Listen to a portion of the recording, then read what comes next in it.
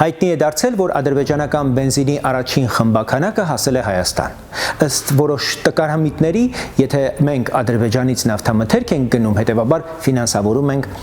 Ադրբեջանի բանակը։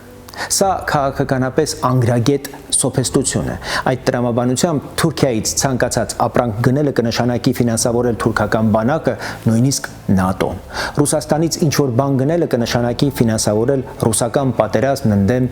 Ուկրաինայի։ Իսկ ուկրաինական կոնֆետ գնելը կնշանակի, որ ուկրաինացիները մեր հաշվին են կռվում Ռուսաստանի դեմ։ Աբսուրդ է, չէ՞։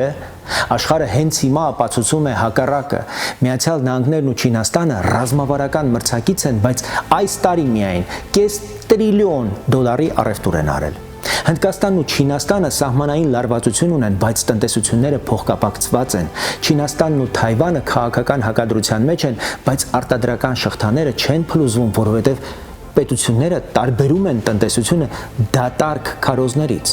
Նույնը Պակիստան, Հնդկաստան, Ճապոնիա, Չինաստան, անգամ Մերձավոր Արևելքի շատ հակադիր դերակատարների համար քաղաքական ճգնաժամը չի վերացնում շուկայի տրամաբանությունը։ Առևտուրը բանակին ուղիղ փոխանցում չէ,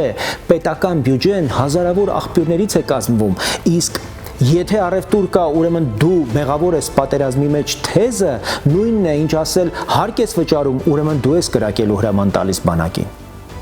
Իրական տարբերությունը սա է։ Մի բան է զենքի մատակարարում, սանկցիաների շրջանցում, գաղտնի կամ կոռուպցիոն գործարքներ, մեկ այլ բան օրինական առևտուր, որը պետությունը դարձնում է ավելի հաշվարկված, մրցակցային, իսկ մրցակցությունը մի արդյունք ունի՝ էժան վառելիք եւ ավելի մատչելի կյանք, տրանսպորտ, գյուղատնտեսություն, շինարարություն, առաքում, բիզնեսի ինքնարժեք,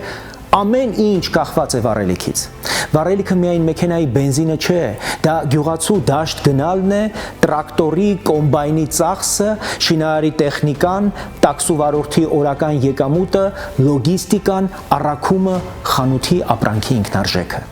Երբ վառելիքը թանկ է, թանկանում է ամբողջ այս շղթան, հացից մինչև դեղամիջոցներ եւ ծառայություն։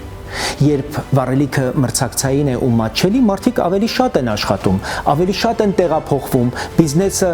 կարողանում են մեծացնել, շրջանառությունը ընդլայնել, իսկ գնաճի ճնշումը էապես թուլանում է։ Թանկ վառելիքը թուլացնում է տնտեսությունը, նվազեցնում է պետության հարկային եկամուտները, ճնշում է քաղաքացիներին ու սոցիալական կայունությունը, իսկ ավելի շատ աղբյուրներից ստացված վառելիքը մեզ դարձնում է տնտեսապես ավելի կայուն եւ անվտանգային առումով ավելի դիմացկուն։